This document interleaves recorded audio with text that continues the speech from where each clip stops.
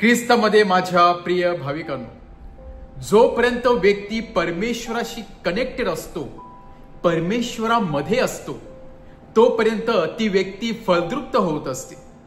त्या व्यक्तीला कुठल्याही प्रकारची भीती नसते, कारण त्या व्यक्तीचा पाठीराखा किंवा त्या व्यक्तीला गाईड करणारा त्याचा गुरु स्वतः प्रभू येशू ख्रिस्त होतो. परंतु जेव्हा व्यक्ती स्वतःहून परमेश्वरापासून दूर जाण्याचा प्रयत्न करत असते, तेव्हा परमेश्वर आणि व्यक्तीमधील हे अंतर किंवा नातेसंबंध कमकुवत होत जाते आणि त्याचा फायदा सैतान घेत असतो. सैतान अधिक प्रबळ बनून त्या व्यक्तीवरती कब्जा करत असतो, कारण त्या व्यक्तीमधील जी शक्ती असते ती शक्ती, आध्यात्मिक शक्ती कमी होत चाललेली असते, कारण हा व्यक्ती परमेश्वरापासून दूर गेलेला असतो.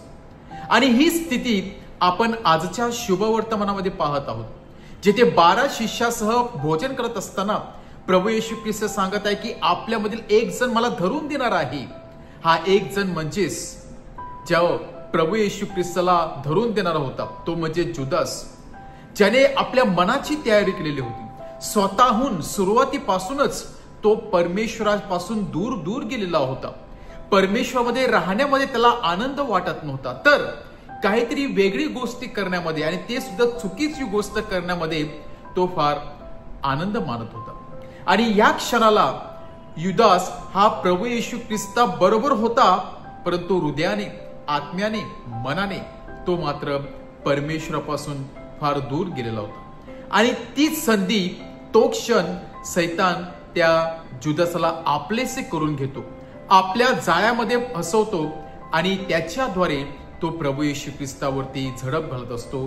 प्रभू येशू ख्रिस्ताला त्याच्याद्वारे धरून देण्याचा प्रयत्न करत असतो. महत्वाचं हे नाही की सैतान किती प्रबळ आहे, महत्वाचं हे आहे की मनुष्य जेव्हा परमेश्वरापासून दूर जातो किंवा मनुष्य जेव्हा स्वतःच्या इगोवरती, स्वतःच्या मध्ये अहंकार असतो आणि स्वतःच्या शक्तीवरती अवलंबून राहण्याचा प्रयत्न करत असतो आणि जेव्हा सांगत असतो की मला परमेश्वराची गरज नाही, तेव्हा त्याची परिस्थिती फार वाईट होत असते. आणि म्हणूनच आपण नंतर पाहतो की जुदासाच्या जीवनामध्ये काय झालेलं आहे.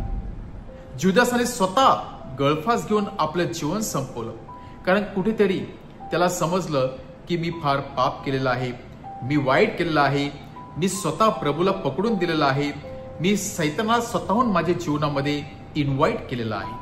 आणि तेच त्याला खटकते आणि तो स्वतः गळफास घेतो.